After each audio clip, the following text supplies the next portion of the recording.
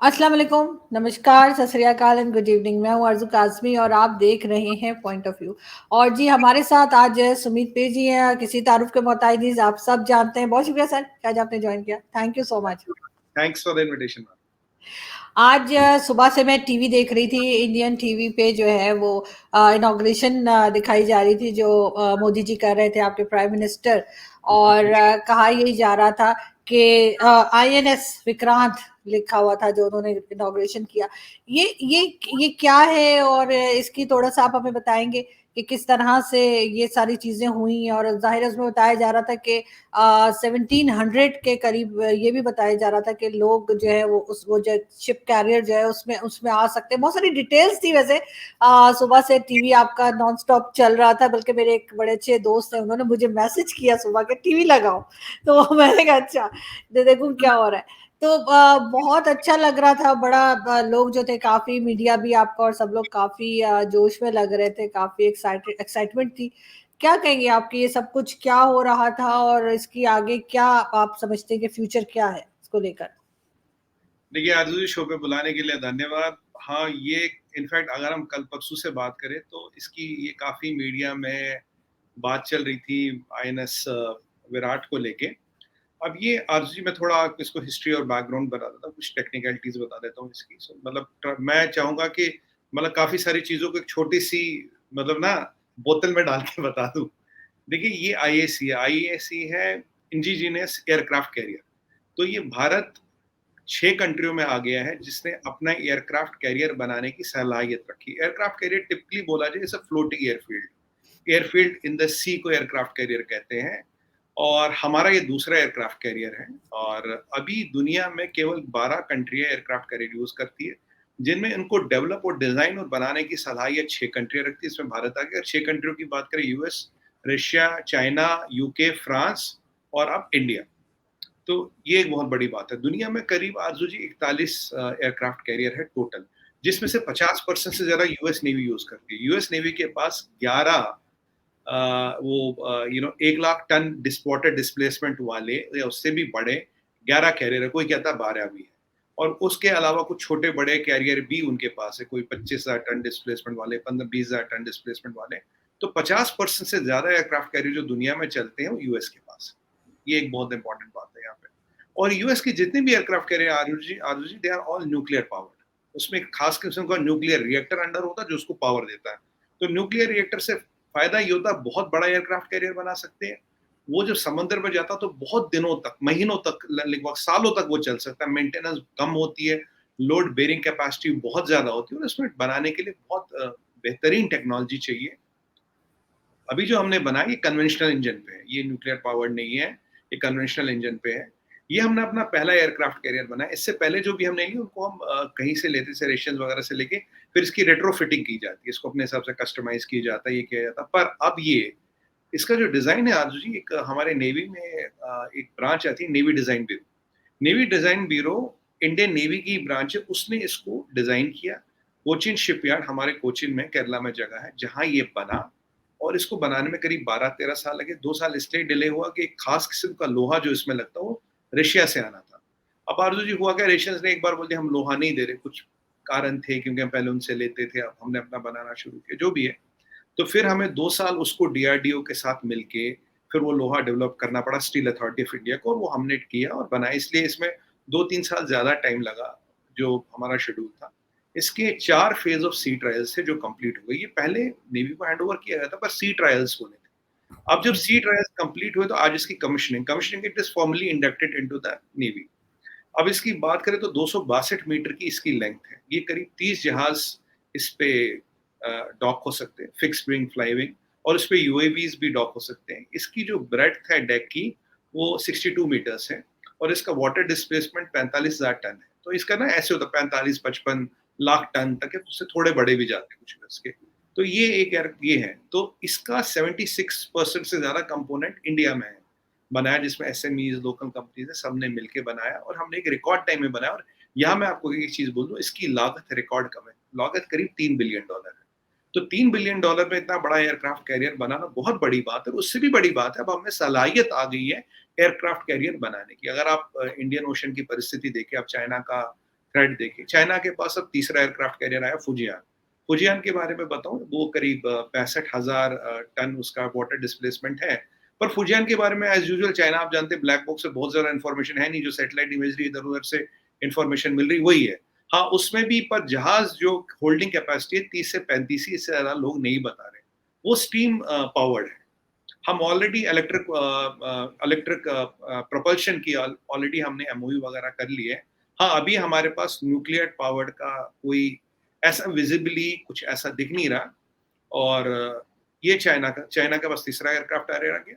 और अब अगर हम इसी स्पेक का एयरक्राफ्ट कैरियर बनाना चाहें, तो यहाँ मैं आपको बोलना चाहूँगा कि हम अब 5 साल में बना सकते हैं।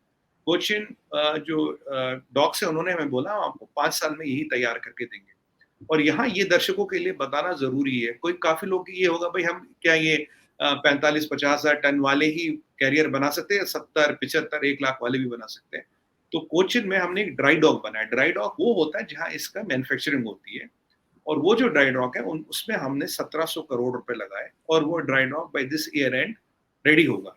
तो अब हम साइमल्टेनियसली, यहाँ पॉइंट क्या, 2 एयरक्राफ्ट कैरियर बना सकते हैं। एक छोटा, मतलब इसी साइज़ का, छोटा नहीं कहूँगा इसको, मीडियम टू हाई साइज़ कहूँगा, और एक बड़ा 80,000 90,000 टन वाला या 1 लाख टन वाला, एक मतलब हज़ार लाख टन वाला हम बना सकते हैं साइमल्टेनियसली। और हमारे पास ऑप्शन ये भी है, चाहे तो हम इसको किसी से खरीद भी सकते हैं। तो अब क्या हो गया कि अगर आप आने वाले 10 साल की परिकल्पना करें, तो चाइना कहता है 2050 तक हम जी 10 एयरक्राफ्ट कैरियर करेंगे, पर तब तक यूएस के पास शायद 100 150 हो जाए, तक ये 10 बना लेंगे, तो कोई बात नहीं। पर अब हमारी जो पेस है, हम चाइना से पहले चाहें तो 10 एयरक्राफ्ट कैरियर बना के डाल सकते हैं, क्योंकि अब आप अगर 10 साल का विंडो देखें, तो हम 10 साल की विंडो में एक बड़ा और 2 छोटे आराम से बना सकते हैं, और एक आध को रिट्रोफिट कर सकते हैं। तो 10 साल में हम मोटा-मोटा 4 एडिशन कर सकते हैं, और जो हमने इसको मेड इन इंडिया बनाया, अपनी टेक्नोलॉजी से बनाया, खर्चा बहुत कम आया। लोकल एम्प्लॉयमेंट हुई, पैसा सारा कंट्री के अंदर आया, डिज़ाइन है, इम्प्रूवमेंट है, एएमसी स्पेयर्स मेंटेनेंस के लिए किसी पे डिपेंडेंट नहीं है इसमें, और 30-35 जहाज़ करीब काफ़ी होते हैं। आपने जैसे बताया 1700 सेलर इस पे ट्रैवल कर सकते हैं, केबिन्स हैं, मैन वुमेन के अलग केबिन्स, और स्टेट ऑफ आर्ट है। हाँ, इसमें जो डेक है वो फ्लैट डेक नहीं है, फ्लैट डेक ऐसा होता है जो यूएस कैरियर्स पे होता है। इसमें स्की जंप वाला थोड़ा इंक्लाइंड होता है, जैसे स्की जंप होता है जो ट्रेडिशनल एयरक्राफ्ट कैरियर्स में यूज़ होता है। अभी यहाँ मैं आपको बताऊँ, न्यूक्लियर वाले केवल यूएस के पास और एक फ्रांस के पास है। यूके वाला इलेक्ट्रिक कंपल्शन पे चलता है, बाकियों के सब ट्रेडिशनल कैरियर्स हैं, ये कन्वेंशनल इंजन से चलते हैं। तो एक उसमें सिर्फ ये डिफरेंस होता है, एक इलेक्ट्रोमैग्नेटिक एयरक्राफ्ट लॉन्च सिस्टम होता है। जब ये मैं आपको ये बता दूँ, ये हमें टेक्नोलॉजी काफ़ी चाइनीज़ मीडिया में काफ़ी आ रहा है, इंडिया ने ये नहीं लगाया, वो नहीं लगाया। यहाँ मैं क्लैरिफ़ाई करना रहा हूँ दर्शकों को, ये जो इलेक्ट्रोमैग्नेटिक लॉन्च सिस्टम होता है, ये केवल न्यूक्लियर पावर्ड सबमरीन्स पे न्यूक्लियर पावर्ड एयरक्राफ्ट कैरियर्स पे सक्सेसफुल होता है, जो यूएसएस फोर्ड है या उस लेवल के बड़े एयरक्राफ्ट कैरियर उन पे है। बाकी उन पे भी कन्वेंशनल लॉन्चिंग सिस्टम है, राइट? पर ये सिस्टम बहुत रिलायबल नहीं है, कई-कई बार अटक जाता है और कई बार हैंग हो जाता है।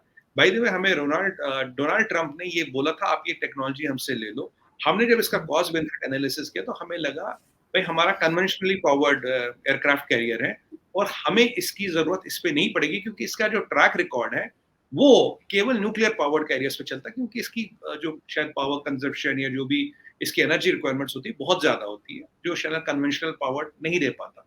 अब चाइना ने जो लगाया, जब जो यूएस टेक्नोलॉजी है, जो जो उन्होंने जिस टेक्नोलॉजी को बनाया है, they are not themselves convinced about it. अब पता नहीं स्टीम पावर्ड पे चाइनीज लगा के क्या प्रूव करना चाहते हैं, वो कितना सक्सेसफुल रहेगा नहीं रहेगा, वो बात है। बाकी अब 2 एयरक्राफ्ट कैरियर होने से हमारे पास देखिए ऐसे कोर्स लाइन है इंडिया के, ऐसे तो एक यहाँ होगा, और नेवी का आप ऑलरेडी कहना कि हमें तीसरा भी चाहिए, क्योंकि एक मेंटेनेंस में जाए या रिपेयर्स में जाए, तो हमेशा 2 तैनात रहेंगे। और ये 2 काफ़ी इंडियन ओशन में हमारा वर्चस्व बनाने के लिए, क्योंकि काफ़ी लोगों का ये मानना है कि भाई अगर चाइना कल को आ गया, उसके पास 3 एयरक्राफ्ट कैरियर है, तो एक बात यहाँ समझने की है कि अगर चाइना यहाँ आता है, तो उसको पहले बहुत बड़ा लंबा रास्ता पार करके यहाँ आना पड़ेगा। दूसरी बात, हम चाहे तो अंडमान जो हमारी कमांड, एक कॉन्सेप्ट है फर्स्ट आइलैंड चेन्स और अंडमान का string of wire, we can block them there. और आरजू जी, अगर वो अपने आर्मडा यहाँ भेजेंगे, तो साउथ चाइना सी में कौन रहेगा? साउथ चाइना सी में ऑलरेडी यूएस के 4-5 एयरक्राफ्ट कैरियर है, यूके का एयरक्राफ्ट कैरियर है, यूके के डिस्ट्रॉयर्स हैं, और काफ़ी दुनिया भर की सबमरीन्स वहाँ, तो उनको हमेशा 70-80% ऑफ द आर्मडा चाइना को प्रोटेक्ट करने के लिए रखना पड़ेगा। अगर वो 30-40-50% लेके आते, तो हम उन पे कभी भी भारी है।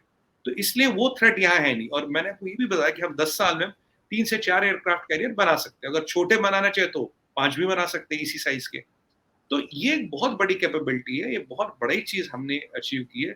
इसको देखते हुए ना ही हम इंडियन ओशन को प्रोटेक्ट कर सकते हैं। अगर कल को हमें लगा हमें 4, 5, 6, 8 एयरक्राफ्ट कैरियर और बनाने, ये भी बनाएँगे क्योंकि कॉस्ट हमारा बहुत कम है। अगर हम यही चीज़ बाहर से लेते तो इसकी कॉस्ट शायद 4, 5, 6 गुना होती। तो अब एक की कीमत में 5 बनेंगे। मोटा-मोटा मैं आपको बता दूँ अगर हम इसमें जाएँ, और स्टेट ऑफ आर्ट है, ब्रह्मोस मिसाइल लगा है इसमें, टॉर्पीडोज़ लगे हैं, सब कुछ लगा है, जो भी हमें इसमें वेपनरी चाहिए वो सब लगा है। स्टेट ऑफ आर्ट रडार लगा है, टाइम टेस्टेड है, काफ़ी हमने सी ट्रायल्स किए। हाँ, चाइना वालों को मिर्ची लगी, तकलीफ हुई उनको, क्योंकि उनका मीडिया कुछ इधर-उधर की बातें-वातें कर रहा था, बट ये एक बहुत बड़ी कैपेबिलिटी। अगर देखिए, अब एस-400 लगा है लेह में, राफेल है, ये हमारे पास सुखोई विद ब्रह्मोस है, अब हमने एयरक्राफ्ट कैरियर भी अपने डिज़ाइन कर लिए और उनको यहाँ आना पड़ेगा। देखिए, अगर उनको यहाँ आना पड़ेगा लड़ने या कुछ करने, तो ये भी इसीलिए यहाँ आ नहीं पाएँगे अब। अब इसके होते हुए, और अगर हम चाहें तो जो 10 एयरक्राफ्ट कैरियर वो 2050 में कहते हैं, मैंने आपको समझा दिया, हम 20 साल में 10 एयरक्राफ्ट कैरियर खड़ा कर सकते हैं। और इसमें बजट की बात करूँ, अगर आप 70-80 या $100 बिलियन के डिफेंस बजट की बात करते हैं, तो it is 0.5% of the budget, कोई बहुत बड़ी बात है नहीं है। 0.5% ऑफ द बजट है, इसको भी 5 या 10 साल में स्प्रेड करें, तो 400-500 मिलियन का साल का एक का खर्चा था, कोई बहुत बड़ी बात है नहीं। तो इससे क्या हो गया, हमने कैपेबिलिटी डिज़ाइन कर ली, हमने टेक्नोलॉजी डिज़ाइन कर ली और हम कमर्शियली वायबल और इंडिपेंडेंट हो गए। चाइना को तकलीफ है हम कमर्शियली वायबल और इंडिपेंडेंट है उस पे है। ये तकलीफ नहीं है कि हमने एयरक्राफ्ट कैरियर क्यों बनाया। हम कमर्शियली वायबल और इंडिपेंडेंट है, तकलीफ यहाँ है। जी। नहीं, आप बिल्कुल ठीक कह रहे हैं, लेकिन सुमित जी एक चीज़ और भी मैंने जो सुनी है, वो ये कि ब बहुत सारी इंडियन कंपनीज़ हैं जिन्होंने मिलकर जी। इस पूरे जो प्रोजेक्ट है उसको कंप्लीट किया है। तो आपके आपके ख्याल से कि कितनी कंपनीज़ हैं और क्या किस उनकी वजह से जो है सक्सेसफुल रहा है? और ज़ाहिर है फिर आप इसको आगे जैसे हो रहा है, जैसे आप चाइना की भी बात कर रहे हैं, तो चाइना तो परेशान होगा ही, ज़ाहिर है कि आप अगर किसी चीज़ को बनाएँगे जिससे आप चाइना से आगे जा सकते हैं या चाइना को उससे खतरा हो सकता है, तो चाइना तो नाराज़ ही होगा ना, चाइना ने खुश तो नहीं होना है। नहीं देखिए, हमारा ये कहना है कि देखिए, हमारे किसी की ज़मीन पे नज़र नहीं है। हम जो कर रहे हैं अपनी डिफेंस के लिए कर रहे हैं, उनकी हर एक की ज़मीन पे नज़र है, फ़र्क है यहाँ पे। देखिए, यहाँ नज़र का फ़र्क है, उनको लग रहा है यार इनके पास कैपेबिलिटी आ गई, हम कुछ कर नहीं पाएँगे।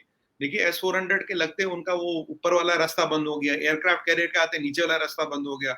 बॉर्डर में वो 2 साल से लद्दाख में बैठे हैं, अपना चूहे-बिल्ली काट भून के खा रहे हैं, वो वाला रास्ता बंद हो गया, तो अब चाइना हो रहा है आरज़ूजी फ्रस्ट्रेट। चाइना को समझ नहीं आ रहा करे तो करे क्या? क्योंकि हमारे पास जो कैपेबिलिटी बनी है इम्पोर्टेंट है। और एक चीज़ मैं आपको बोलना भूल गया, इसकी स्पीड केवल 28 नॉटिकल माइल्स है, जो 52 किलोमीटर या 52 माइल्स पर आवर होता है, which is a good speed, which is a very good speed. Radar Israel का हमने फेज़र अरे सिस्टम लगाया है, और बहुत सी चीज़ें ऐसी होंगी आरज़ू जी, जो मुझे भी नहीं पता क्या है। देखिए, हर चीज़ पब्लिक डोमेन में नहीं होती, कुछ बिल्कुल, चीज़ होती है, कुछ चीज़ नहीं होती, और ये कांस्टेंट इम्प्रूवमेंट होगी। देखिए, आप अपनी चीज़ है, टेक्नोलॉजी लिमिटेशन है, नहीं, कांस्टेंट इंप्रूवमेंट होगी। करीब 150 बड़ी कंपनियां और करीब 1000 छोटी-मोटी एसएमईज ने मिलके इसे बनाया। पर मजेदारी क्या है आरजू जी, बहुत कम टाइम में हमने कैपेबिलिटी बनाई, और जो मैंने आपको पहले ही बताया, अगर इसी स्पेक का हमें दूसरा चाहिए, केवल 5 साल में, केवल 5 साल में हम उसको उतार सकते हैं। ये बहुत बड़ी चीज़ है, 5 साल में उतार सकते हो। 10 और जो हमने बड़ा ड्राई डॉक बनाया, उसमें बिल्कुल वो 1 लाख टन वाला जो डिस्प्लेसमेंट वाला बड़ा एयरक्राफ्ट कैरियर है, वो भी हम बना पाएँगे। तो अब ये जो, और ये इलेक्ट्रॉनिक जो इलेक्ट्रोमैग्नेटिक लॉन्च सिस्टम वगैरह है, तो इसमें भी हम अपना काम करेंगे, क्योंकि इलेक्ट्रिक प्रोपल्शन का हमारे पास ऑलरेडी एमओयूज़ ऑलरेडी इन प्लेस हैं, और टेक्नोलॉजी बन रही है। और आपको पता होगा, हमारा जो एलसी अपना तेजस है, वो भी एयरक्राफ्ट कैरियर पे लैंड कर लेता है। हमने उसमें वो टेक्नोलॉजी डेवलप कर ली है। अब एलसीए में ब्रह्मोस भी लग रहा, तो काफ़ी, अगर हम इसको जोड़े तो काफ़ी बड़ा, बहुत बड़ी डेवलपमेंट है। आप इसी से अंदाज़ा लगाइए, दुनिया में केवल 6 कंट्रीज़ है जो ये सलाहियत रखती है, हम उसमें आ गए हैं। तो चीनियों को मिर्ची लगना, तकलीफ होना, पेट में दर्द होना ज़ाहिर-सी बात है, क्योंकि दिन-ब-दिन मैं आज बहुत खुश हूँ, क्योंकि दिन-ब-दिन हम चाइना का जो विंडो है, कुछ करने का, वो बंद करो, और एक दिन ये बिल्कुल सील हो जाएगा।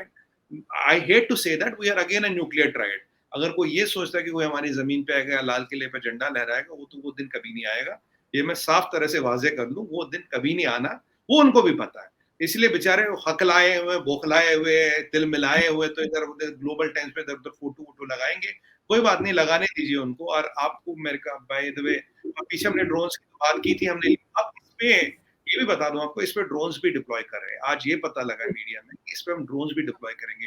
अनआर्म्ड ड्रोन्स इस पे डिप्लॉय करते ही इसकी जो स्ट्रेंथ है बहुत बढ़ी हुई, बहुत बढ़ती है। क्योंकि अब यहाँ आरजू जी डिपेंड करता है ड्रोन की क्वालिटी कौन सी। जो हमारे पास ड्रोन है वो तो वर्ल्ड के बेस्ट आ रहे हैं। तो वहां तो है, देखिए आपने उनसे ड्रोन लिया था और वो तहरीके तालिबान वालों पर चला था, 2 मिसाइल लगाए, फटे ही नहीं वो। तो उनके ड्रोन इतने माशाल्लाह बहुत पावरफुल होते हैं, टाइम आने पे नहीं चलते। और हमारे पास जो प्रेडेटर ड्रोन्स वगैरह आए हैं अभी हमारे पास, अगर हम कुछ उस पर डिप्लॉय करें तो बहुत बड़ी चीज हमारे पास आती है। हमारे पास सबमरीन हंटर्स भी है, हमारे पास नाव है, हमने 9 और का ऑर्डर दे दिया, P8I जो प्लेन होता है। तो ये सब चीजों, मतलब अभी टाइम नहीं है कि सब चीजों को बोलने का, बट हाँ मतलब मोटा मोटा अगर आप देखें तो ये फंडामेंटल एक बिल्डिंग ब्लॉक आया है इंडियन नेवी में आज। और ये सलाहियत को रेप्लिकेट करना हमारे लिए बहुत आसान है। We are independent in this, and that is what is irking China. The independence of India, the design of India and the cost and time which India can do it is irking China. जी बिल्कुल आप ठीक कह रहे हैं। लेकिन साथ-साथ अगर हम बात करें कि नेवी का सिंबल, या मैं देख रही थी कोई फ्लैग वगैरह कुछ था, तो उसको भी चेंज किया गया है। क्या किया उसको आप लोगों ने? जी आरजू जी, हाँ ये अच्छा विषय छेड़ा आपने। देखिए नेवी में हमारे क्रॉस होता था, ये मतलब आप इसको क्या है क्या नहीं उसमें नहीं जाते। ये एक ब्रिटिश एरा का एक इंपीरियल साइन था, तो इसको पहले बदला गया। अब अगर आप देखें तो हमें इंडियन फ्लैग है, और आप एक हमारा अशोक चक्र एक एंकर उल्टा, और एक नेवी का जो हमारा वाक्य है दैट इन, इसका हिंदी में मतलब है let the god of sea be kind to us. समुद्र देवता हम पे कृपा करे, क्योंकि हमारे अनुसार समुद्र देवता वरुण होते हैं। वरुण देवता हम पे कृपा करे। और अब एक चीज उसमें, एक आज जो चेंज है, एक ब्लू कलर आया, और आपने देखा होगा एक हेक्सागनल 8 2 रिंग्स बाहर हमने डाली। अब इसकी रेलेवेंस है, ये जो हेक्सागनल रिंग्स है आरजू जी, ये छत्रपति शिवाजी महाराज का सिंबल था। अब Chhatrapati Shivaji Maharaj is considered to be the founder of Indian navy. अब आप बोलेंगे नेवी तो भाई चोलाओं के टाइम से थी, उससे राइट। पहले से भी चोलाओं के टाइम से आ रही, तो व्हाट इज शिवाजी का, छत्रपति शिवाजी महाराज का रोल क्या है इसमें? देखिए छत्रपति शिवाजी महाराज पहले ऐसे राजा थे जिन्होंने अपने टाइम में 500 जहाजों का आर्मड़ा बनाया था, 500 जहाजों को, और हजारों लाखों सेलर ट्राइड किए थे। इतना बड़ा आर्मड़ा किसी का नहीं था, इतने ज्यादा सेलर किसी नहीं थे। उन्होंने कैनन्स और तोपें लगाई थी अपने शिप्स पे। वो शिप छोटे थे, अगर हम ब्रिटिश शिप से, पुर्तगाली शिप से बार्टर करें, पर उनको टक्कर देने की पूरी सलाहियत रखते थे। तो छत्रपति शिवाजी महाराज का तब विजन था, मतलब आज से इतने सौ, करीब 400-500 साल पहले, भाई नेवल फ्रंटियर इंडिया का वल्नरेबल है, यहाँ से अटैक हो सकता है, इसको सेफ गार्ड करना। अनफॉर्चुनेटली उनकी मृत्यु के बाद जितने बाकी लोग आए बाद में, उनके बाद जो महाराजे बने, उन्होंने उतना ध्यान नहीं दिया उसको। बट ये जो आपको कह रहा हूँ, इसका जिक्र खुद इंडियन नेवी का अगर आप डॉक्यूमेंट पढ़ेंगे उसमें भी है। तो लोगों की बाहरी मंशा थी, जो father of modern Indian navy है, जिन्होंने इंडियन नेवी के महत्व को समझा, जिन्होंने इंडिया में पहली बार एक अटैक नेवी बनाई, उनका एक लेगेसी था।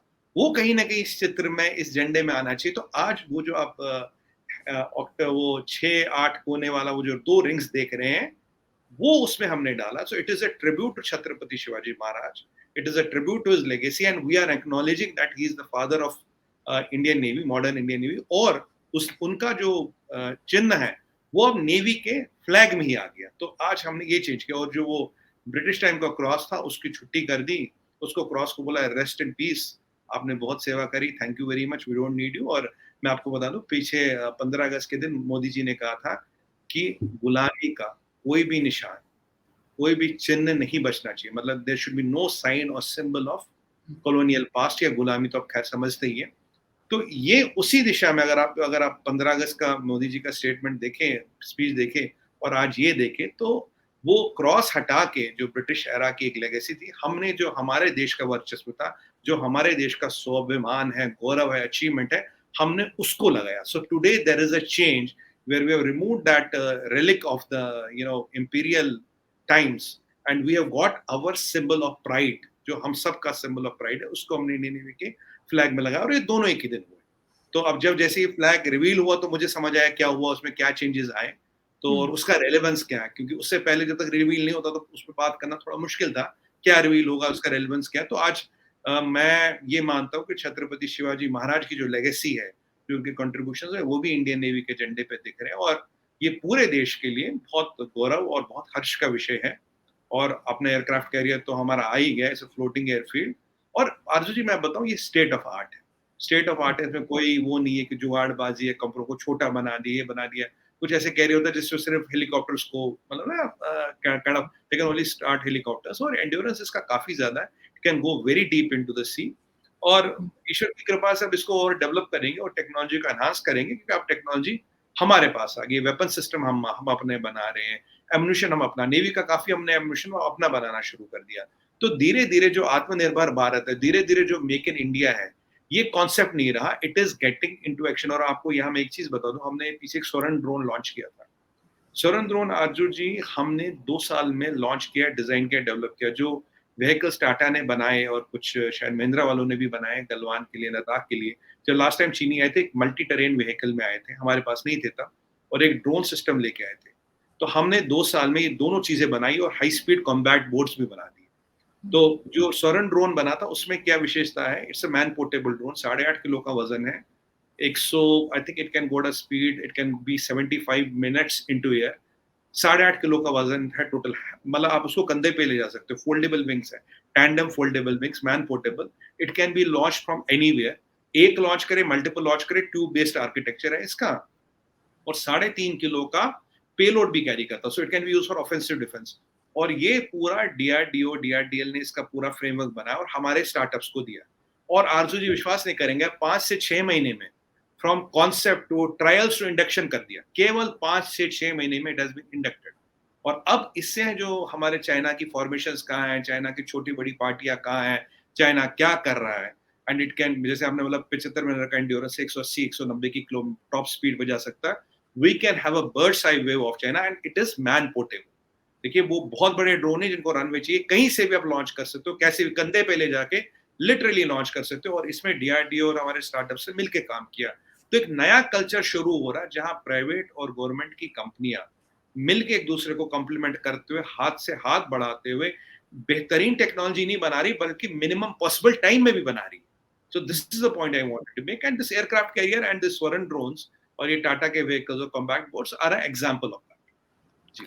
बहुत अच्छा लग रहा है सुनकर, और आई होप कि कुछ ना कुछ पाकिस्तान भी इससे सीखे, क्योंकि मेड इन इंडिया तो बहुत हम पहले बहुत सुना करते थे, लेकिन अब जब ये सारी न्यूज़ आती है कि किस तरह से एयरक्राफ्ट लैपटॉप ये सारी चीज़ें जो आप लोग बना रहे हैं असल में, तो वो देखकर बहुत अच्छा लग रहा है। और हमारी तरफ से जो है खास तौर पे पाकिस्तान से, क्योंकि मैं हूँ, तो कॉन्ग्रेचुलेशंस टू एवरीबडी जो इंडिया में इसमें इन्वॉल्व है, जो नहीं है वो भी, और हर हिंदुस्तानी को। और बहुत शुक्रिया सर कि आज आपने ज्वाइन किया। Thank you so much. आरजू जी आज दिल बहुत खुश है, बहुत खुशी का दिन है, क्योंकि अगर मैं देखूं पिछले 1 महीने में ये multi terrain vehicles, combat drones, स्वर्ण ड्रोन्स, एयरक्राफ्ट कैरियर, ये मतलब 1 महीने में सारा। और हमारे नेशनल टीवी पे काफी डिबेट्स और मैं सब में ही था। बट अच्छा क्या लग रहा है, ये अचीवमेंट्स कागज पे नहीं है, they are on the ground and they are up and running and working. मतलब एक बार राहुल गांधी जी ने हमारे बोला है मेक इन इंडिया में क्या शेयर में चक्कर घूम रहे हैं, मतलब आप जानते हैं राजनीतिक कहते हैं, व्यंग कहते हैं हिंदी में ना, तनकीद करना।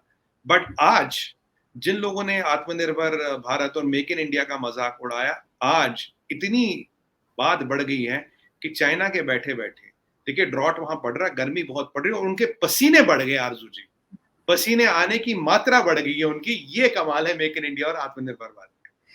एक चीज और यहाँ पे जाते जाते कहूंगी, बल्कि शायद आपसे पूछूंगी कि ये जो बनाया गया, यानी कि जो इंडियन एयरक्राफ्ट कैरियर जो इस वक्त हुआ बनाया आप लोगों ने, उससे यकीनन जॉब्स भी क्रिएट हुई होंगी, बहुत सी जॉब्स भी क्रिएट हुई होंगी, और बहुत से लोगों को काम करने का मौका मिला होगा। बहुत से टैलेंटेड लोग ऐसे होते हैं जिनको एक चाहिए होता है कि जी कुछ कर दिखाने का, तो आपके ख्याल से ये मौका भी मिला लोगों को? जी, इसमें बोलूँगा, देखिए आरज़ू जी, सबसे पहली बात अगर मैं कह रहा हूँ 76 से ज़्यादा कंपोनेंट इंडिया का है, तो 76% पैसा तो इंडिया में रहा। इंडिया में रहेगा तो लोकल कंपनी, लोकल लोगों को मिलेगा, काम मिलेगा, कारोबार मिलेगा। और ज़ाहिर-सी बात है, मैंने आपको बताया हज़ारों एमएसएमईज़ थे, 150 बड़ी कंपनियाँ थी, हमारे सरकारी जितनी कंपनियाँ। देखिए ये ऐसी टेक्नोलॉजी आपको पैसे रख के कोई देगा नहीं। देखिए रशिया ने भी हमारा स्टील रोक दिया था एक टाइम पे। आप पैसे रखे, आज चाइना के पास पैसा नहीं है क्या? चाइना को कोई टेक्नोलॉजी देने को तैयार है? नहीं बनाने को, हर जुगाड़ गाड़ी खुद ही अपनी कुछ-कुछ फिटिंग करके, वो जुगाड़बाज़ी, तो किसी का गियर बॉक्स, किसी का इंजन, किसी की चेसिस जोड़-जोड़ के कुछ-कुछ बनाते रहते हैं। तो ये है कि अगर आपका दिल साफ हो, आपके इंटेंशन साफ हो, तो दुनिया आपकी दोस्त है। अगर आपका दिल में खोट है, आपकी अगर नज़र में खोट है, तो कोई आपको आपका पैसा रखा है टेबल पे, वो आपके काम नहीं आएगा। और हमने क्या कर दिया, एक तो अपने लोगों को काम दिया, 76% पैसा इंडिया में रखा। और आलू जी, सबसे बड़ी बात, अब हम आज ये कह सकते हैं कि अगर ज़रूरत पड़ी, अगर मौका आया, हम इसको एक्सपोर्ट कर सकते हैं। We can be an country which can export aircraft carriers to the world. और हमारे पास मज़गाँव में भी बहुत बड़ा डॉक है, और भी हमारे पास बड़े डॉक है। ऐसी नहीं कि एक कोचिन में ही डॉक है। आपको पता है इंडिया की कोस्ट लाइन कितनी बड़ी है। हमारे पास कैपेबिलिटी बहुत है। आप और मैं, आरज़ू जी, बहुत जल्द इस बात पे बात करेंगे कुछ महीनों में कि आपके पास एयरक्राफ्ट कैरियर बनाने के ऑर्डर आ गए। अब बना रहे या नहीं है, अब वो गवर्नमेंट का डिसीजन है, बनाएंगे या नहीं। बट आज मैं छाती ठोक के ये कह सकता हूँ, we can now make aircraft carriers for any of our friends in the world if they are in need. बिल्कुल, और ये सुन के बहुत अच्छा लग रहा है, खुशी हो रही है। जैसे मैं हमेशा कहती हूँ कि आई विश कि हमारे पाकिस्तान की तरफ से भी हम कभी इस तरह की बात करें, इस तरह की न्यूज़ दें, और होपफुली होगा, और ज़रा हम निकल आएँ अपने जो प्रॉब्लम्स हैं उसमें से, तो ज़रूर हमारे यहाँ से भी टैलेंटेड लोग निकलेंगे, जो इस तरह की चीज़ें जो है वो ज़रूर क्रिएट करेंगे, बनाएँगे। बहुत शुक्रिया sir, thank you so much. Madam, Pakistan तो कश्मीर में फँस गया है ना, क्या करें? नहीं सर, निकलने की कोशिश कर रहे हैं ताकि हम भी आप लोगों की तरह जो है वो आगे बढ़ सकें। कब तक यही करते रहेंगे, तो इसलिए कोशिश है कि थोड़ा-सा सीख कर आपसे और बाकी तमाम लोगों से, बांग्लादेश और सबसे सीख कर पाकिस्तान थोड़ा-सा प्रोग्रेस करे, आगे बढ़े। हम भी किसी फ़ील्ड में इसी तरह से, इस चीज़ में कॉम्पिटिशन होना चाहिए सर, कि आपने ये बिल्कुल, बनाया तो हमने क्या? हमने इन भी ये चीज़ों बिल्कुल इसमें सही होना, बोला, बिल्कुल सही बोला, पॉज़िटिव चीज़ों पे कॉम्पिटिशन होना चाहिए। बिल्कुल, इस पे कॉम्पिटिशन होना चाहिए। Thank you so much sir, thank you.